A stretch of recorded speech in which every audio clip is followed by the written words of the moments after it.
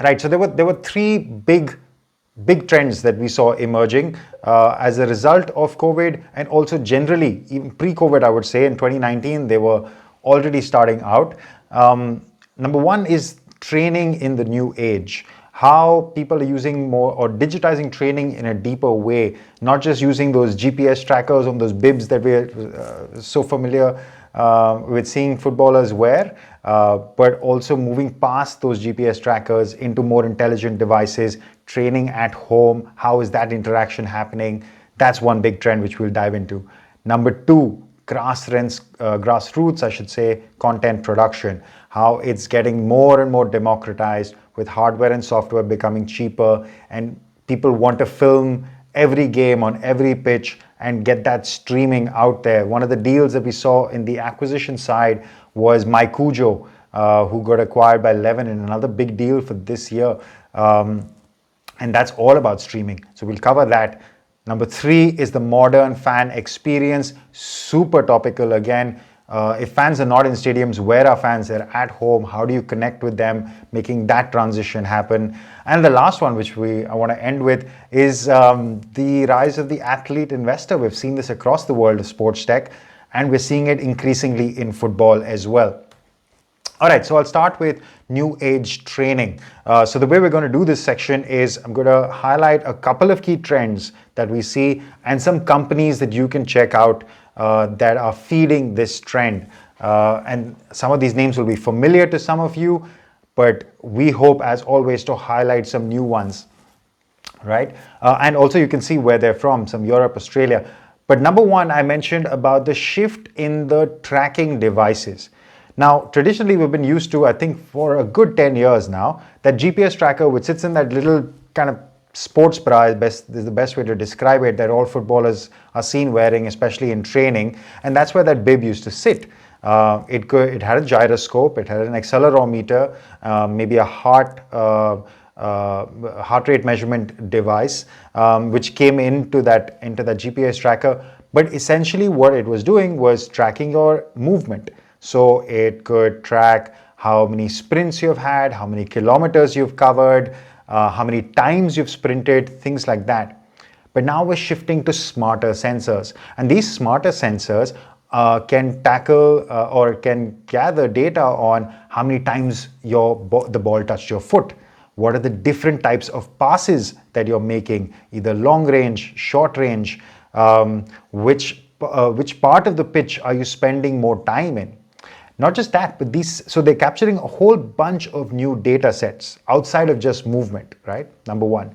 Number two, these trackers are now appearing on different parts of the equipment. You don't have to wear that bib anymore. The shin pad or the footballer's sock is an special favorite, it seems. Either you strap it around your shin, or you insert it in the sock so that it's part of the shin pad, or it's just a smart shin pad in some cases, as you can see on the companies. So that's a popular one. An attachment to the boot, we've seen companies do that. So there are a couple of evolving ways of where this where these smart sensors sit. So maybe you won't see those footballers wearing those funny looking outfits anymore, number one. Number two is that the trend of how this transaction is happening is shifting. Previously, all the GPS trackers or the companies that made them were selling to teams. They needed to sell to either junior teams or clubs or amateurs as they roll up to professionals. They needed an aggregated buyer, somebody who's going to buy 10 or 12 or 15 of these trackers. Why? Because you need to compare the data for you to have a good sense. Is it a good thing that somebody ran 10 kilometers in 90 minutes, or is that a bad thing? How do we know? It's because it's relative. You need to know the conditions on that day. How was the pitch? What was the weather? Only if you compare can you get some sort of sense of the quality of data. Now that comparison is shifting because you have virtual leaderboards. I can buy a device anywhere in the world, and somebody else can buy it in a different part, and we can compare statistics. Now, there are conditions are different, of course, but at least you get some sort of idea using digital leaderboards. That means that the model is shifting from B2B to direct to consumer. Anybody can go and buy any of these devices and start tracking their own football play and their own movement and their own statistics, and then compare it globally. And that immediately leads to gamification, which is the next key trend. The moment I'm starting to compare, I want to climb the leaderboard. I want to beat my friends. I want to be the better footballer. And that is a big part of what is happening. We're seeing this, the rise of the FIFA player card. When I say FIFA, I'm talking about the EA Sports game. A lot of apps are saying that, hey, create your own FIFA style card. And that leads to immediately so many things. You could apply to digital avatars, maybe put yourself in the FIFA game, or as I said, use it as a comparative framework. What are my stats versus my friend's stats? In fact, there was a really interesting case study. I'll spend 30 seconds on it. But Sci Sports, a company that we really love here at SportsTech X, did a project with the KNVB, with the Dutch Football Federation, and they essentially used these FIFA style cards and measured all their junior footballers and got one singular card for each junior footballer so that they knew where everybody's level was. And then using those statistics, redistributed players across youth football to make youth football more competitive. So that not all good players were going only to one team, they were spread out across the league. This led to lesser double-digit victories or 6 goals or more victories. It led to more competitive leagues and across the Netherlands. And what it also does is keeps players interested and coming back. When it's competitive, you want to fight. That's such an interesting use case of gamification, and all of that comes from being able to measure what the athlete does and using AR, using your mobile devices, all of these things. This is one huge trend where you can train at home by yourself but still be connected. A couple of companies which help do this, B42 in Germany, great stuff, Formalytics, Humanox, feel free to check out their websites, great solutions for you to get a better sense of what is happening in the market. Number 2, I spoke about grassroots content production. The idea here is that every match, as Ben said earlier, every match needs to be filmed and broadcasted. Maybe not the full match, but at least some portion of it, the highlights, right? That's what we're interested in. Now, why is this now an emerging trend? Well, for obvious reasons. Number 1, because cameras are cheap, software is commoditized. AI and ML have now become the baseline for any technology. It wasn't like that 3 years ago. So with the commodification, or the fact that it's so easily available, cameras are almost being thrown in for free. These high resolution 4K, really good quality cameras, you can almost bundle as part of your package if you're a solution provider. It's no longer inaccessible because the price is falling down constantly. So as hardware and software become more accessible, the solutions you can build on top of them are richer and have potentially wider distribution. You can add analytics, you can add streaming, you can add advertising, betting. There is so much stuff that you can do. So where is the fight going to be? And this is where the rights holders are the key. So solutions which get the distribution rights for all the leagues. And remember, we're not just talking about the elite here. Their media rights and their distribution deals are well taken care of. They don't have to worry about it. But in Germany, the Landesliga, I don't know if I'm pronouncing it right, Ben will correct me in a second, I'm sure, but the lower league football, where it's below 3rd, 4th, 5th division, the conference teams, those guys also play. The Sunday league footballers, they also play, and their families and friends are interested in seeing their highlights. And the kids, the junior leagues, their grandparents want to watch their highlights. They want to show it socially and maybe even to scouts. So all this content has a lot of use. So the people who can acquire these rights, the likes of MyCujo, Sport Total is another one, Pixelot is another one. They're going and signing leagues and federations so that they get the distribution rights. Now, once they have the rights to distribute, there's a lot that they can build. They can just do streaming content like MyCujo does. They can do analytics stuff like Pixelot does a bit of both, so does Sport Total, where they can help you get this content out to a much wider demographic in different parts of the world. And also, the other interesting thing is that nobody really has time to watch the full match. I mean, unless you're a really dedicated parent, you're not going to watch a season full of 90-minute games of your 12-year-old and 8-year-old, right? Even if you're a scout, like Nobody's really doing this. So shareable content becomes more important. And shareable content is interesting. It's not just the goals and the cards, which are the highlights. Even the shots of the guy running into banging their head onto the post, or some dog running across the pitch, all of this content has high virality, right? That's the funny stuff which suddenly goes up on YouTube and gets a couple million views. And the moment it gets views, there's some visibility for sponsors, there's some visibility for advertisers. So that's a way to get them all involved in the game. So this content piece is really getting more and more democratized because of cheap cameras and cheap, easily accessible software.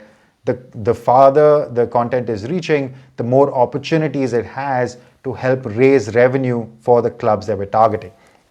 I mentioned these three companies already, MyCujo, Pixelot, and SportTotal. Check out their websites, super interesting solutions for you to take a look at. Now, the third one is about the fan. And this is a key one in today's environment. And there are two parts to this. We'll divide it as fans coming back to stadiums, which hopefully is happening soon. The UK is obviously starting to allow, or England specifically, anywhere between 2,000 to 4,000 fans, depending on the zones that they're in. Germany, there's talk about it. In other parts of Europe, there's talk about it. We're already seeing it in other parts of the world where sports fans returning to stadiums. But what does that mean? How does that translate? And then for the at-home fan, where is their experience changing? Now look, for the stadium fan, security and safety are going to be two very important factors. Security just from the stadium's perspective, about knowing who is in the stadium, where are they in the stadium, getting information without having to, fill out forms constantly. But maybe you're going to give away some rights. There's going to be video cameras around you. Maybe facial recognition stuff is going to come in. But these are necessary, I don't know if they're evils, but it seems like that's the direction that they're going to go in. On safety protocols, it's about air purification. It's about reducing waiting lines in different parts of the stadium. Things like that are what is going to hopefully bring more people back into the stadium as rules relax. And that is made easier with the fact that you have things like 5G, which are coming in and being more widely prevalent. AR becoming more prevalent. So those experiences coming in add to the in-stadia experience. So somebody who wants to go back to the stadium and is taking a risk to do it, remember, I'm taking a risk of infection. Why should I go to the stadium? Because it's safe, because it's secure, and because my experience there is pretty good. So that is what the in-stadium solutions are looking to create. Now for the at-home fans, VR, we keep talking about if VR doesn't break through in a post-COVID world, I don't know when it will. But there are really good solutions building around creating that immersive fan experience where I feel like I'm in the stadium watching a live game. That's part of it. We've seen the NBA do something interesting about bringing fans at home into these virtual rooms where you could be sitting next to a celebrity. For all you know, they're in the same virtual watch room and maybe there's some interaction there. So lots of different ways in which that experience or the connected virtual experience is coming out. But more importantly, the interactions on the broadcast feed. You're seeing a lot of companies provide like widget-like solutions. So on the broadcast feed, press the red button for betting, press the red button or the blue button for a different POV. Or to view the entire game from just the sidelines, or to hear the audio of the bench. Things like that, these interesting layers and interactions being coupled onto the broadcast feed, those are some really good solutions. For example, Beyond Sports in the Netherlands, something they do is fantastic. In real time, they can render the game that you are watching so that you're watching it in animation, in real time. Right? So as the goal is happening here, I can also watch the goal in the replay, change the POV, or watch the entire football match as Lego men, for example, with all the players just looking like that. So many interesting applications.